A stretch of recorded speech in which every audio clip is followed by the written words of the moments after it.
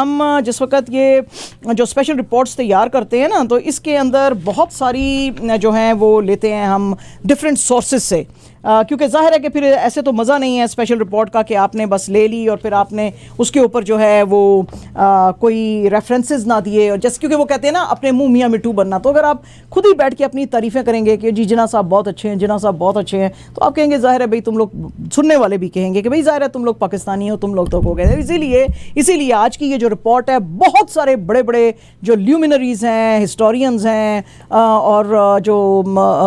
یعنی کہ آپ جن کو آپ بڑے بندے کہتے ہیں، ان کے ہم نے بہت سارے آج کوٹس لیے ہیں۔ جناح صاحب کو آج ہم نے یاد کیا ہے، ان کی ڈیتھ اینیورسری کل تھی سپٹمبر 11 کو، تو ہم کل بھی ہم نے ان کو یاد کیا ایک اسپیشل رپورٹ سے، اور آج بھی ہم ان کو ایک اسپیشل رپورٹ سے کر رہے ہیں۔ اچھا جناب، یہ جو ہے آپ کو پتہ ہی ہے کہ جناح صاحب جو ہیں ان کو ماؤنٹ بیٹن صاحب تو زیادہ پسند نہیں کرتے تھے، ویسے ان کو کہتے تھے کہ وہ سائیکوپیتھ ہیں، اور ظاہر ہے کہ آپ انڈرسٹینڈ کر ہی سکتے ہیں کہ اس نے کیوں کیا تھا، کیونکہ یہ جو جناح صاحب ہیں وہ جو اس کی بڑی رائل ایگو تھی نا، اس کو ہرٹ کر دیا تھا جناح صاحب نے، کیونکہ ماؤنٹ بیٹن نے کہا تھا کہ سائملٹینیسلی جب تم دونوں انڈیا اور پاکستان کو ملے گا آزادی تو میں گورنر جنرل رہوں گا انڈیا کا بھی پاکستان کا بھی۔ تو نہرو جو ہے ان کو تو کوئی پرابلم نہیں تھی، انہوں نے کہا کہ ہاں ہم تو تم کو پرائم منسٹر بنا دیں گے، گورنر جنرل تم کا کیا بننا ہے، لیکن جناح صاحب نے نہ کر دی تھی، انہوں نے کہا کہ سوال ہی نہیں پیدا تھا، ہم ایک آزاد دیش میں بھی گورے کو جو ہے اپنا گورنر جنرل یا پرائم منسٹر نہیں بنا سکتے ہیں، تو اس لیے تو ماؤنٹ بیٹن نے کہتے ہیں جی اس کا بہت اچھے سے پھر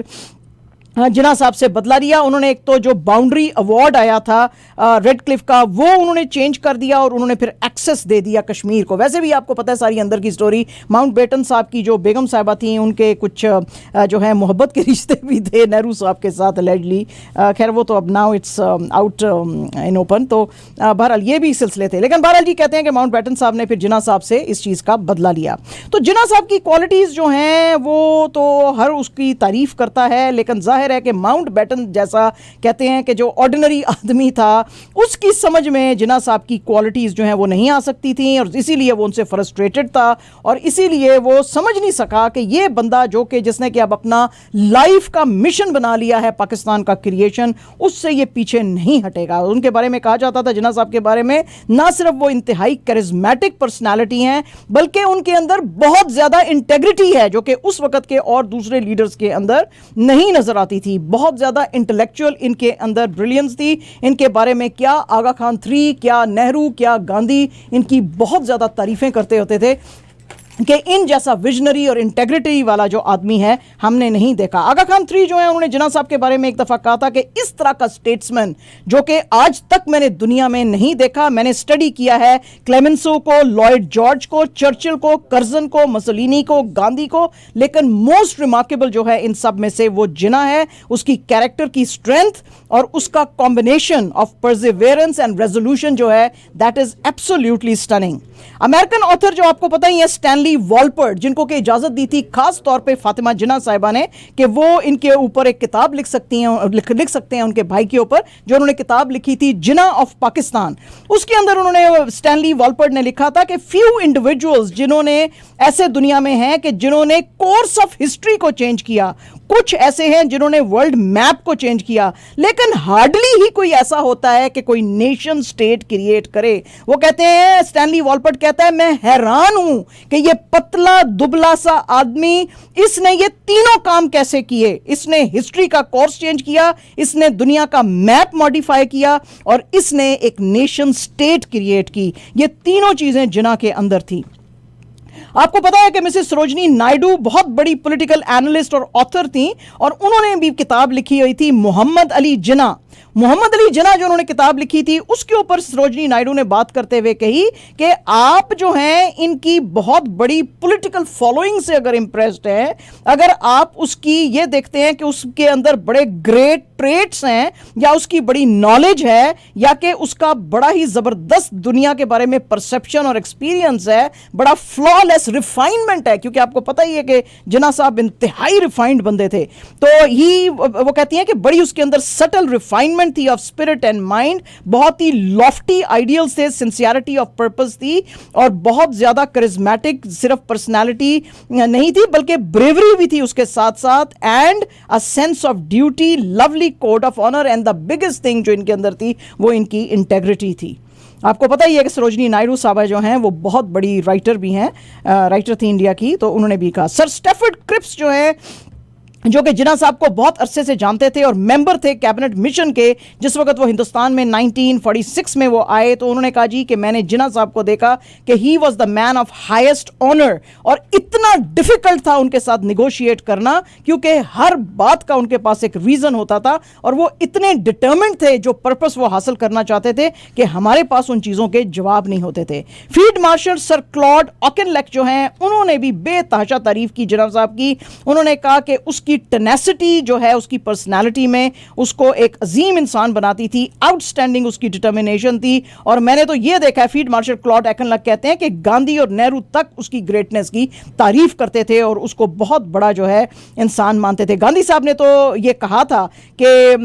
نو پاور کین بائی مسٹر جناح، اور نہرو نے بھی کہا تھا یہ کہ جواہر لال نہرو نے، جو کہ پہلے پرائم منسٹر پھر بنے تھے ہندوستان کے، کہ Jinnah is one of the most extraordinary man in history. اس کے علاوہ ان کے بہت ہی اچھا کیریکٹر تھا، ان کی گڈ پالیٹکس تھی جس کی وجہ سے جو ہیں وہ کہتے ہیں، اور انہوں نے کہا کہ جی اسی کی وجہ سے جناح جو ہے اس کو سکسیس ملی ہے. یہ نہرو صاحب نے بھی کہا کہ اس کا گڈ کیریکٹر اور گڈ پالیٹکس نے جناح کو سکسیس دلائی. برٹش پولیٹیشین اور آتھر جان برگز ڈیوسن جو ہیں وہ کہتے ہیں جی کہ وداؤٹ گاندھی تو آپ ہندوستان کی انڈیپینڈنس لے سکتے تھے، وداؤٹ لینن اینڈ ماؤ آپ رشیا اور چائنا جو ہے اس کے اندر کمیونسٹ ریولوشن لا سکتے تھے، لیکن وداؤٹ جناح آپ پاکستان نہیں بنا سکتے تھے. اور یہ بہت بڑے پولیٹیشین اور جو ہیں ہسٹورین ہیں جان برگز، انہوں نے یہ کہا. سر پیٹرک اسپینز جو کہ انڈیا کے لاسٹ چیف جسٹس تھے بیفور انڈیپینڈنس، انہوں نے کہا کہ کوئی آدمی یا کوئی عورت جو ہے میں نے ہندوستان میں ایسی نہیں دیکھی کہ جو جناح کی آنر، اس کی ڈگنیٹی، اس کی سیلف رائچسنس اور کے خلاف جو ہے کبھی کسی نے بات کی ہو. وہ کہتے ہیں جی کہ نیور فار اے مومنٹ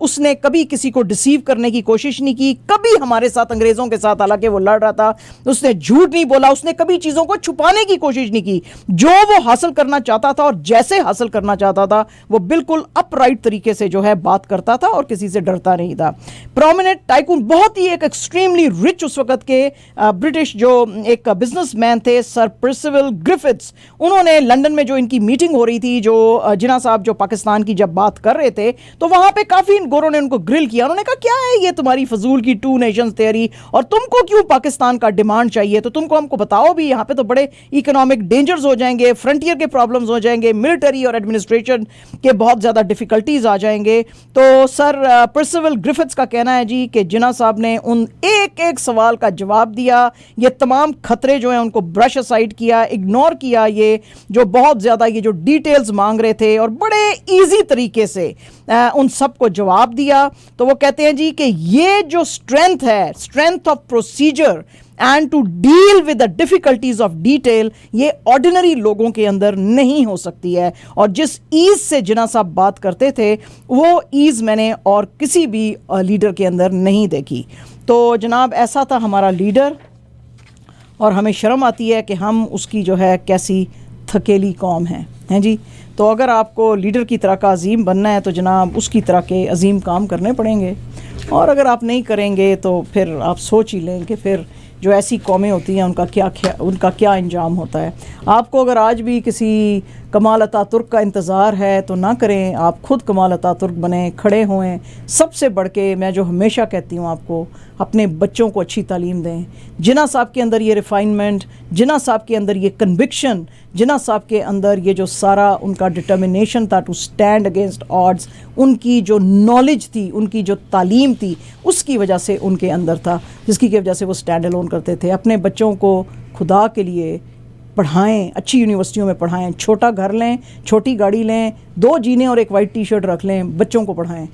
روٹی کم کھا لیں، دال روٹی کھا لیں. یہ this is exactly what India has done in the last 50 odd years اور سو. چھوٹے چھوٹے مکانوں میں رہ کے، کم بجلی جلا کے، کم جو ہیں وہ ایکسپینسو کپڑے پہن کے اپنے بچوں کو پڑھایا. اسی لیے آج دنیا کے ہر بڑی جو آپ کو نظر آتی ہے آرگنائزیشن کا ہیڈ، بہت ساریوں کے، ناٹ ایوری بٹ بہت ساریوں کے جو انڈین ہیڈز نظر آتے ہیں، اس کی وجہ ان کے پیرنٹس کا یہ ویژن ہے. بچوں کو پڑھائیں، بچوں کو پڑھائیں. اور یہ نہیں بس میٹرک کر لیا، جی ہم نے بچے کو پڑھا دیا، آپ نے کہا تھا پڑھائیں، میٹرک ہم نے کرا دیا. نو، ٹاپ کلاس یونیورسٹیوں میں کوشش کریں، پیسے بچا لیں. وہی میں کہہ رہی ہوں، کم کھا لیں، چھوٹے کمرے میں رہ رہے ہیں، چھوٹے گھر میں رہ لیں، چھوٹی گاڑی رکھ لیں. بچوں کو ٹاپ یونیورسٹیز جو ہیں اس کے اندر بھیجیں تاکہ آپ کا بچہ بھی کسی پوزیشن پہ پہنچے. آپ کو پتہ ہے کہ اس وقت کیا ہو رہا ہے؟ جس جگہ کے اوپر ایک انڈین سی ای او آ رہا ہے، جو آرڈرز پاکستان کے ہوتے ہیں ان کو وہ اللیجلی میں نے سنا ہے کہ کٹ کرتے وہ جا رہے ہیں. پاکستان کے اندر تو بہت بڑے ملینز آف ڈالرز کے کچھ آرڈرز کینسل ہوئے ہیں،